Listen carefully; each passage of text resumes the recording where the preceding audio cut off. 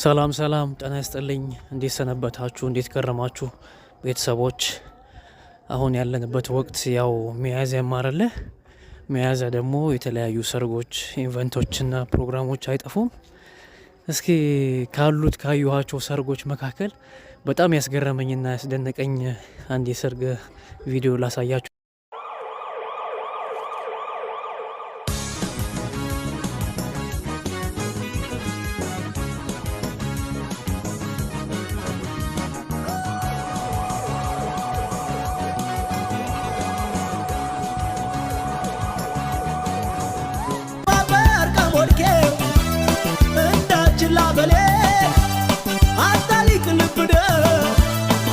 Shako ta shale zamale